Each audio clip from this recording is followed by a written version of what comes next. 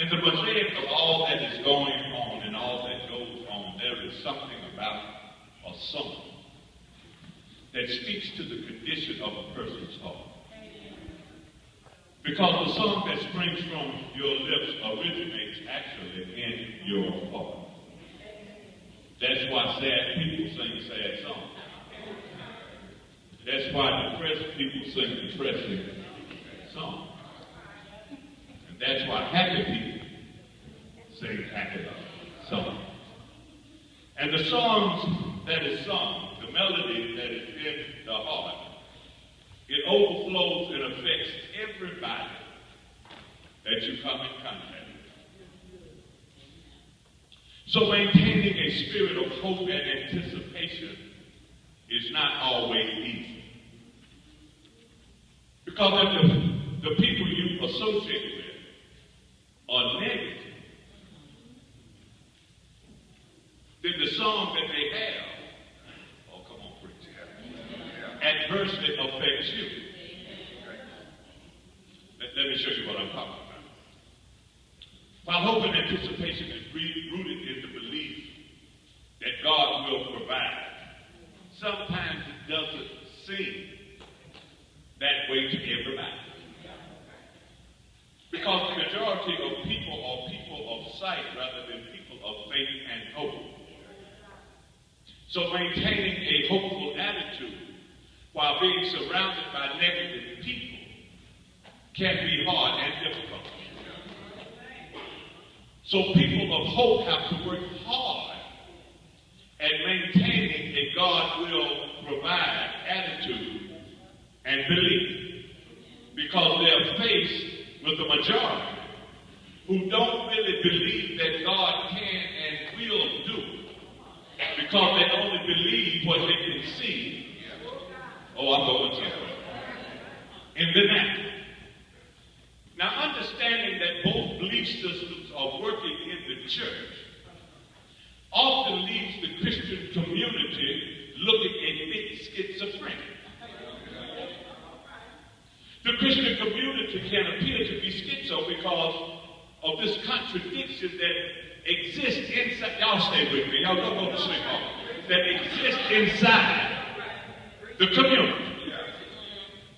You have diverging trains of thought colliding and existing in the same body.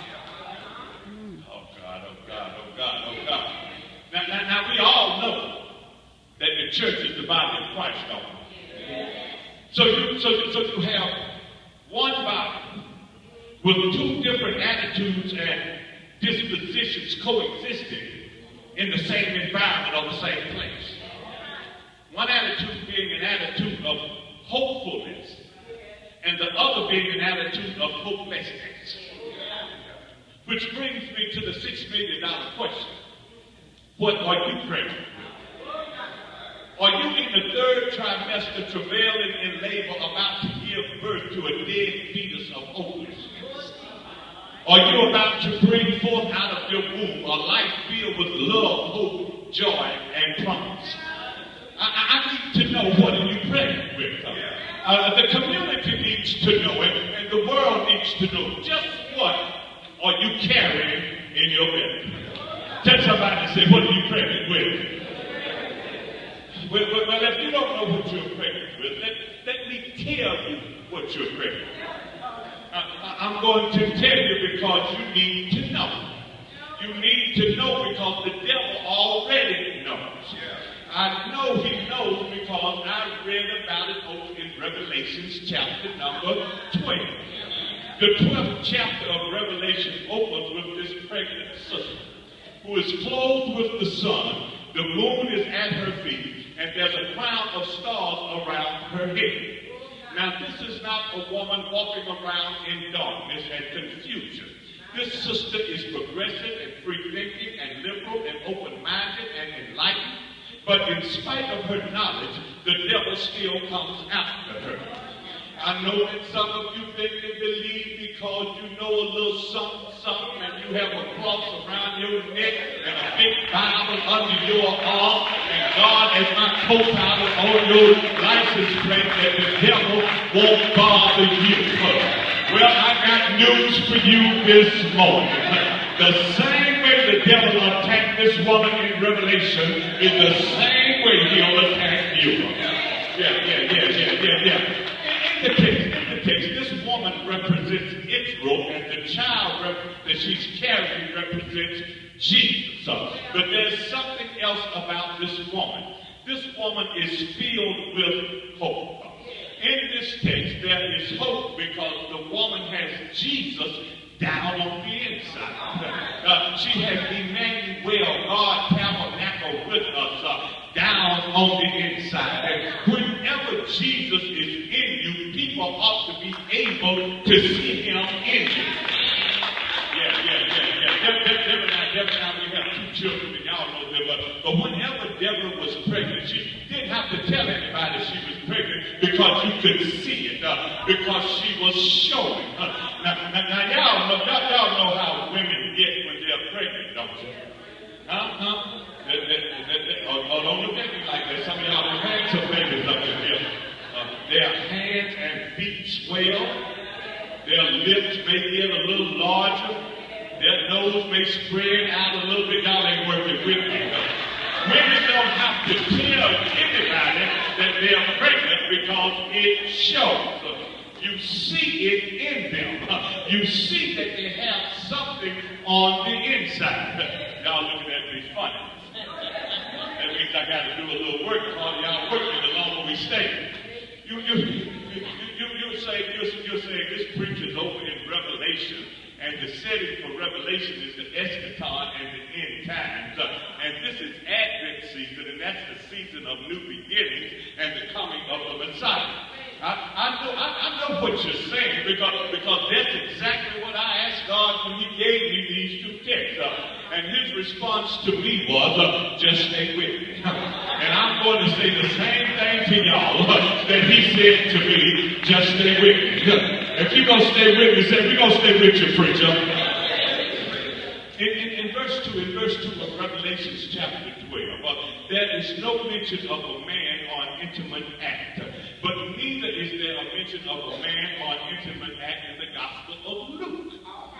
Y'all got to read your Bible good. You got to read your Bible good. As a matter of fact, Mary didn't even know that she was pregnant.